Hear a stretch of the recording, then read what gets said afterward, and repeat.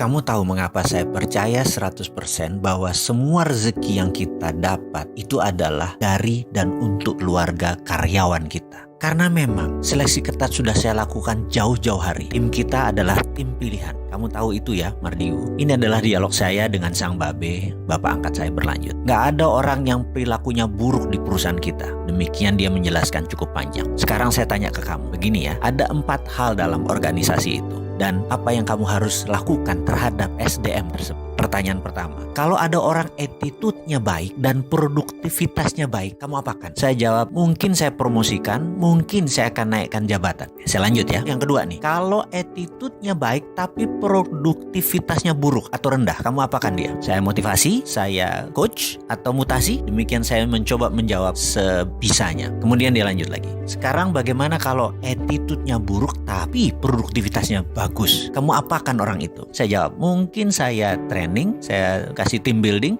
Oke, kita lanjut lagi. Sekarang kalau ada SDM kamu yang attitude-nya buruk dan produktivitasnya negatif, akan kamu apakan dia? SP3 mungkin, atau bahkan saya pecat. Oke, begini kalau di organisasi yang saya pimpin lebih dari 25 tahun. Kalau attitude-nya bagus, produksinya bagus, saya bahkan bisa spin off, kasih dia peluang naik sampai direksi atau bermitra. Syaratnya adalah dia terus-terusan melakukan hasil yang excellent. Berikutnya adalah kalau attitude-nya bagus tapi produknya lagi negatif atau minus, saya akan mutasi dia, training dia, team building, bahkan terus dikasih personal coach. Sekarang kalau attitude-nya buruk tapi sangat produktif atau produksinya dia positif, maka orang itu besok saya pecat. Berapapun ongkosnya, saya kasih pesangon, fire him, pecat. Dan terakhir, kalau attitude-nya buruk dan produktivitasnya buruk, saya pecat 2 orang. 1 dia saya pecat, kedua HRD-nya saya pecat. Karena pasti HRD-nya main dan tidak becus. Jadi ingat, hire on expertise, fire on attitude. Tidak ada ampun, hanya kita pilih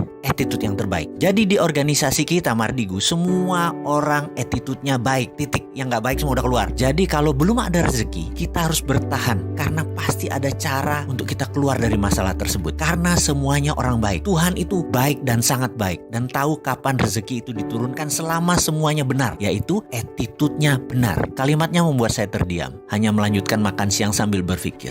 Dan saya teringat 6 bulan setelah peristiwa kami berdiskusi ini, perusahaan menandatangani sebuah kontrak senilai 12 digit dari PLN. Dan sampai sekarang proyek itu berjalan dengan baik. Bagi saya, itu adalah rumus berbisnis dengan orang baik. Pasti hasilnya baik. Dan orang baik hanya nyaman dengan orang baik. Atau dalam bahasa Inggrisnya, a bird at the same feather flocking together. Burung dengan bulu yang sama nongkrong di tempat yang sama. Alhamdulillah.